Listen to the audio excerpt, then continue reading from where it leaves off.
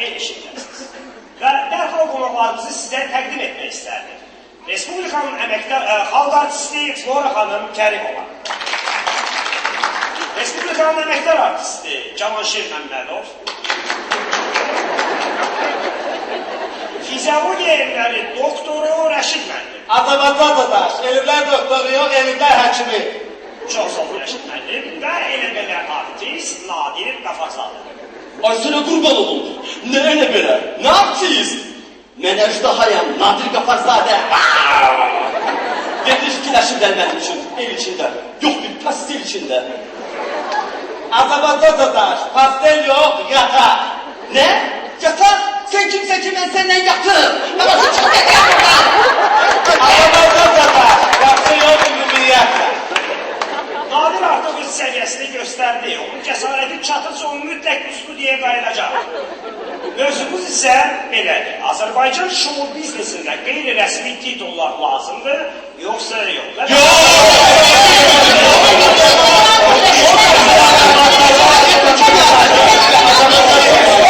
Azərbaycan dadaş, stop yox, dayan. İlçin, iyilik, ilçinka, ilçindeşka. Benim balam, bana hiçbir titul lazım değil. Ay ne bileyim, Toylar Kralı, Cenab Kızıl Şlager, Primadonna. Bana halkın sevgisi bəsdir. Almışlar alayım. Bana hiçbir şey, hiçbir titul lazım değil.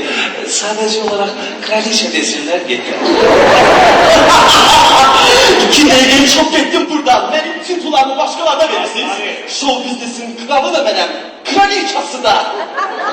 İlçin, sizsin. Azərbaycan dadaş, emçinka yox, emçincik.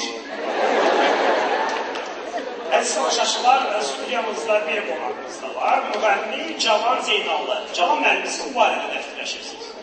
Adamın уже 5 dakika mümkün. Azərbaycan dadaş, uca yox, artıq. Valla çuvakların уже artık даже... Azərbaycan dadaş, daşı yox, hətta. Adamın уже artık даже... Hatta... Ada sbился yadan. Bir dayan, taşdı. Çuvaklı dastanı уже. Azərbaycan dadaş, dastan yox, bezdirdi. Ada için stulumun kranşteyni kırıldı adam. Azərbaycan dadaş, kraşdın yox. Azərbaycan dadaş, da o.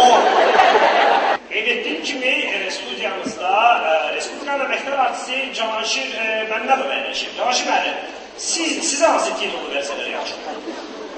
Azərbaycan şou biznesində çoxlarının titulu var və təbii ki, mən də estradada artıq 900 ilə yaxındır ki, çalışıram. İkisi biləcəkdir. Və təbii ki, mən də istəyərəm ki, mənim titulum olsun. Məsəl üçün, mənim adım Cavanşir. Elə mi qalır? Elə mi qalır? Eləmə, toylar şişir desələr, mazmanı verir. Cavanşir müəllim, biz size artık titul vermişiz. Siz bozbaşsınız. Cavanşir müəllim, burada ne var ki siz niye bozbaş sözünden inciyiniz? Düzdür. Siz incirsiniz mi onu başlıyorsunuz? Mən çox söz istəyirəm. Mənə dediniz bozbaş. Bəli. Duruf, ikincisi də bu saat kəllə paça yiyəcək. Hemen bilmirəm sən papihidratsiyasısan, papihidratsiyasısan. O da çuvak paparazzi. Burada bizim köhnə demək kafe var sənətkar. Karifey. Karafey sənətkar. Karifey. Sənətkarımız oturub, Flora xanım İsmailova. Kərim. Flora xanım. Gəlin Flora xanım oturmuşlar. Sana mən bozbaşım. Yok. Ben onu demek istiyorum ki Cavanşir 100% bozbaş değil. O yumurta pomidor. Azərbaycan dadaş, pomidor yox, habardor.